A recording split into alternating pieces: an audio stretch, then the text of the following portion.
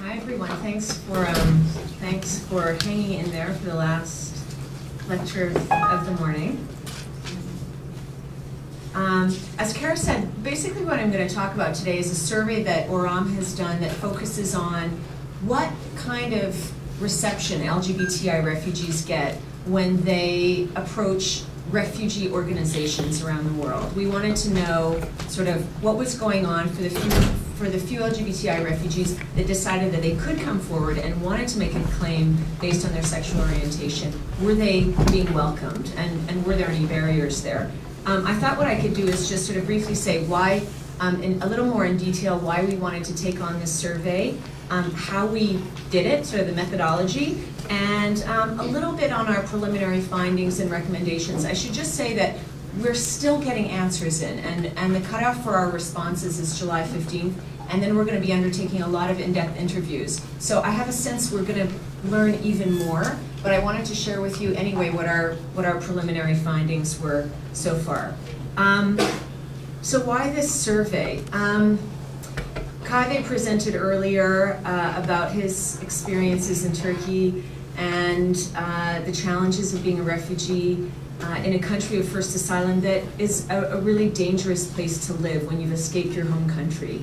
And while I was in Turkey working for this other clinic and working together with Neil, we put together a report called Unsafe Haven, which looked at the challenges that refugees faced in Turkey. And part of what we learned was that LGBTI refugees in Turkey face tremendous challenges. So one of the quotes that we got for that report, which I think is very valid still today, is from a refugee. I wanted to read it to you. We were referred to a local charity which runs a soup kitchen, but when they found out that we were gay, they refused to give us any food. Since we were wearing makeup and our hair was long, all the local people receiving food there laughed at us. I cut off my hair because of this, and I went back to the charity, but they still refused to serve us. We were told that we were not clean and that they could not give us food because they could not touch us. We're just asking for our rights. We just want to be treated like human beings, not like animals. So this was a really powerful experience that was shared with us, and we felt like we're part of the NGO community. We want to know what's going on at NGOs around the world, not just at sort of the big international NGOs or at the NGOs that are in the US, what's going on out there in the field.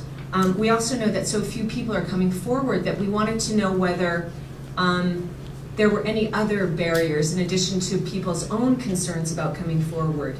Were there any other barriers within the NGOs that prevented people from coming forward?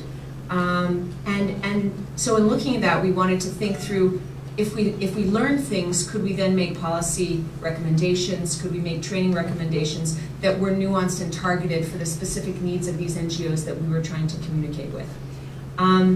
So how did we do it? First, we partnered with Indiana University, which is the home of the famed Kinsey Institute, to design a survey. And it went through many, many iterations, and we finally came up with what we felt like was a good survey instrument. And we developed a list of international NGOs. And when the survey was finalized, approved, translated into 6 different languages, we sent it out over the internet. It's not an in-person survey at this stage. It's an internet-based survey. We sent it out and then received some responses, and then did heavy-duty reminders, like poking people by email. Okan worked like crazy on this, doing fax reminders, phone call reminders, really doing tremendous follow-up, which was very successful in getting a response rate. At the time that the data compiled for this was finalized, which was May 1st, and again we'll be doing further analysis later, we had about a 25% response rate, which for a survey like this is actually considered good.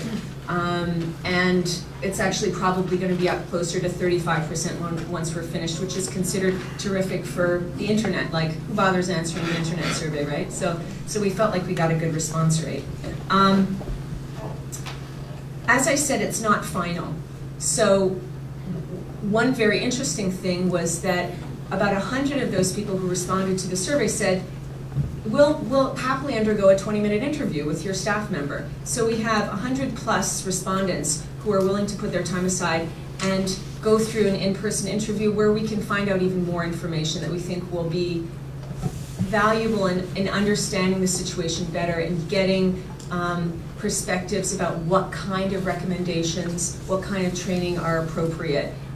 Because a survey is great and you get some great and interesting data, but some of that anecdotal evidence is going to be, some of these personal stories and recommendations are going to be really what influences our work in the future.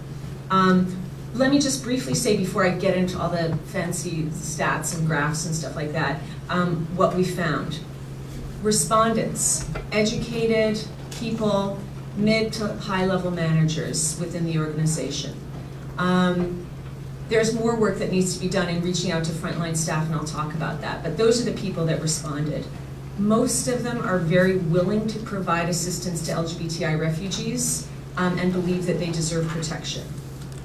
While there are some regional differences, which I can show you, not much, right? Around the world you think, oh, some parts of the world they're going to be terrible about this, but we're talking about refugee NGO organizations. There's pretty much a level response rate.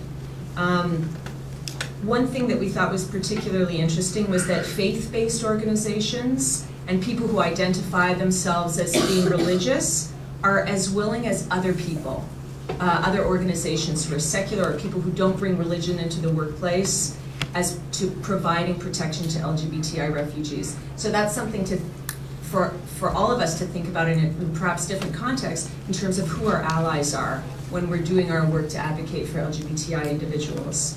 One very nice quote that I thought was reflected that was from somebody who answered an open-ended question and said, as a Christian organization, there are issues of gender and sexual identity that present an interesting challenge to us. I believe it's possible to stand firm in our beliefs in what is right or wrong while still showing compassion and providing services to vulnerable clients, regardless of their lifestyle, particularly when persecution is involved. So that's an interesting point for us to hold on to when we're doing our work in different fields. The one thing that we thought was probably the most powerful bit of information that we learned is that people who have a connection to LGBTI individuals, friends, family members, acquaintances, are strikingly more willing to provide services to LGBTI refugees. So that's a lesson in the training that we do with organizations, and I'll come to that in our recommendation section. So why don't I begin by pressing the right button. How do we get the next slide to go? Right arrow. Right arrow. Right arrow? Okay.